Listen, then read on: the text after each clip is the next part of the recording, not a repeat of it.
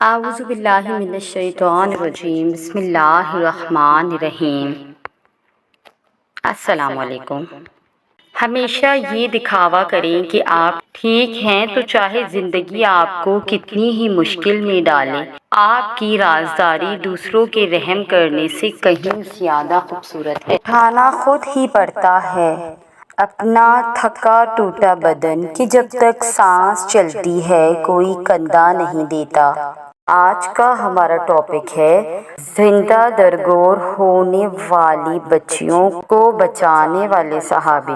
اپنی ویڈیو شروع کرنے سے پہلے آپ سے گزارش ہے کہ جنہوں نے ہمارے چینل کی سے پچھلی ویڈیو نہیں دیکھی ہے تو پہلے وہ دیکھ لیجئے، اور ویڈیو پسند آنے کی صورت میں ہمارے چینل کو سبسکرائب کیجئے۔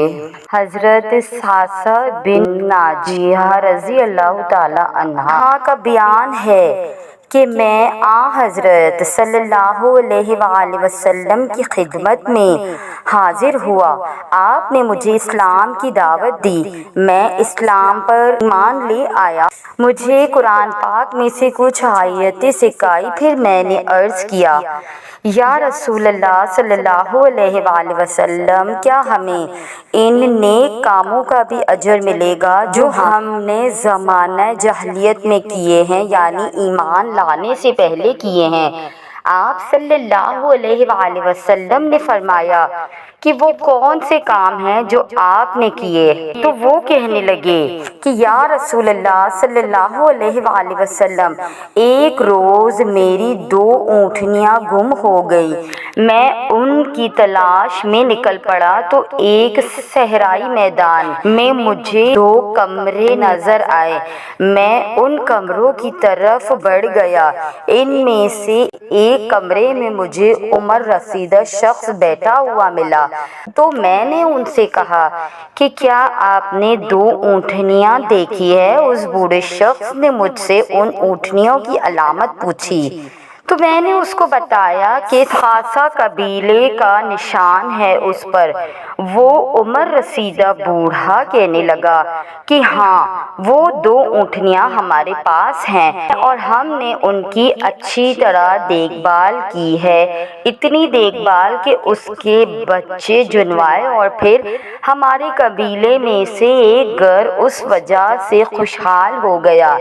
پھر فرماتے ہیں کہ وہ بوڑھا شخص ابھی میرے ساتھ محو گفتگو تھا کہ ایک عورت کی اس کمرے سے آواز آئی کہ بچہ پیدا ہونے والا ہے۔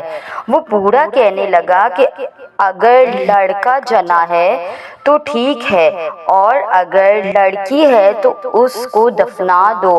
اندر سے آواز آئی، لڑکی ہے۔ میں نے پوچھا کہ یہ زندہ درگور ہونے والی لڑکی کون ہے؟ تو اس نے کہا کہ میری بیٹی ہے۔ فرماتے ہیں کہ میں نے کہا میں اس بچی کو تم سے خرید لیتا ہوں۔ بوڑھا کہنے لگا، اے تمیمی، کیا تم جانتے نہیں کہ اپنی بیٹی کو بیچنا ہماری شان کے خلاف ہے؟ صحابی فرماتے ہیں میں نے کہا میں تم سے بیٹی نہیں خرید رہا، میں تو بس اس کی روح خرید رہا ہوں کہ تم اس کو زندہ درگور نہ کرو۔ بوڑھی نے کہا کہ کیا قیمت دو گے؟ پھر فرماتے ہیں میں نے کہا کہ 2 اونٹنیاں جو تمہارے پاس ہیں اور ان کے بچے بھی دوں گا۔ بوڑھا کہنے لگا کہ یہ سودا مجھے منظور نہیں، جس اونٹ پر تم سوار ہو کر آئے ہو یہ بھی مجھے دے دو۔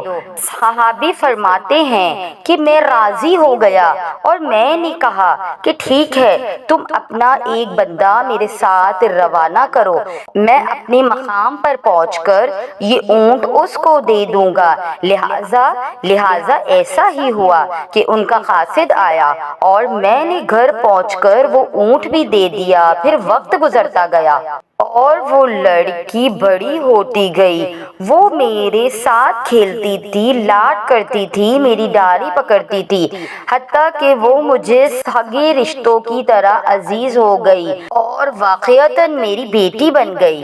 میں نے اس کا ہر طرح سے خیال رکھا، اس کو بڑا کیا، اس کی ضروریات پوری کی۔ ایک رات میں نے اپنے دل میں سوچا کہ یہ تو بہت نیکی کا کام ہے کہ میں زندہ درگور ہونے والی بچیوں کو بچا لوں اور ان کی پرورش کروں۔ لہٰذا پھر میں یہی کرنے لگا کہ جہاں کہیں بھی سنتا تھا کہ یہ لڑکی پیدا ہوئی ہے تو میں پہنچ کر وہ 3 اونٹوں کے بدلے خرید لیتا۔ حتیٰ کہ اسلام ظاہر ہونے تک میں نے 360 بچیاں خریدی اور پھر ان کی پرورش کی، اور یہ کام میں نے خلوص نیت کے ساتھ کیا تھا، بغیر کسی غرض اور لالچ کے۔ تو یا رسول اللہ صلی اللہ علیہ وآلہ وسلم، مجھے بتائیے کہ کیا میرے اس زمانہ جاہلیت میں کیے گئے عمل پر مجھے کچھ اجر ملے گا؟ تو ہمارے مدینے والے آقا صلی اللہ علیہ وآلہ وسلم نے فرمایا کہ تمہیں اس کا اجر ضرور ملے گا، اور تمہارا سب سے بہترین اجر تو یہ ہے کہ اللہ تعالیٰ نے اسلام کی دولت سے نواز دیا ہے۔ پھر پیارے آقا صلی اللہ علیہ وآلہ وسلم بھی مسکرانے لگے، اور وہ صحابی عربی شاعر کہتا ہے، اور میرا دادا وہ شخص ہے جس نے زندہ درگور کرنے والوں کو اس بھیانک عمل سے روکا۔ اس نے زندہ درگور ہونے والی عورتوں کو زندگی دلائی، اور پھر اس کے بعد کسی عورت کو درگور نہیں کیا گیا۔ تو یہ تھی ہماری آج کی ویڈیو۔ اگر آپ اس نیک کام میں میرا ساتھ دیں گے تو آپ کا بے حد شکریہ۔